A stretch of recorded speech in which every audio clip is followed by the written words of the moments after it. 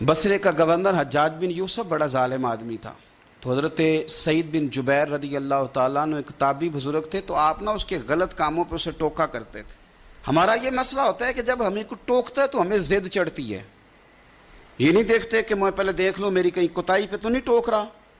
وہ ظالم تھا، آپ اسے ٹوکتے تھے، تو جب روک ٹوک ہونے لگی تو یہ جو بادشاہ قسم کے لوگ ہوتے ہیں ان کی خواہش ہوتی ہے کہ ہمیں پوچھنے والا کوئی نہ ہو۔ روک ٹوک بڑی تو اس نے بلا لیا حضرت سعید بن جبیر رضی اللہ تعالیٰ عنہ کو، بلا کے کہنے لگا میں آپ کو قتل کروں گا۔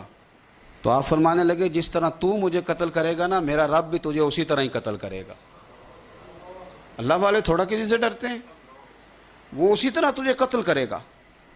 کہنے لگا حضرت سعید بن جبیر رضی اللہ تعالیٰ عنہ سے کہ اگر آپ مجھ سے معافی مانگ لیں گے تو میں آپ کو چھوڑ دوں گا۔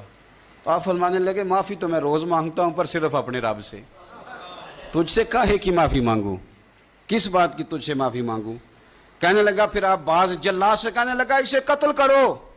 آپ نے ہنسنا شروع کر دیا، تو وہ کہنے لگا ہنستے کیوں ہو؟ فرمانے لگے تیری جرت پہ ہنس رہا ہوں کہ خدا کا کمزور بندہ ہو کے تو کس طرح کی جرت کے ساتھ باتیں کر رہا ہے کہ میں تجھے قتل کرا دوں گا۔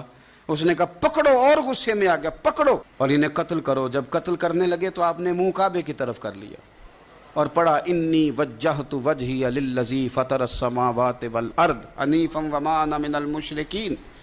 کعبے کی طرف منہ کر کے یہ دعا پڑھی تو کہنے لگا اچھا اس کا رخ پھیر دو کعبے سے۔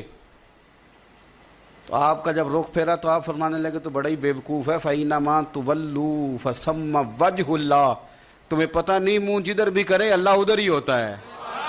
تو بڑا بیوقوف ہے، تو کعبے سے رخ پھیر کے سمجھتا ہے کہ اللہ کوئی معاذ اللہ مقید ہے، ادھر رب تو ہر طرف ہے، جلوہ تیری ذات کا کو بکو ہے، میں جدھر دیکھتا ہوں ادھر تو ہی تو ہے۔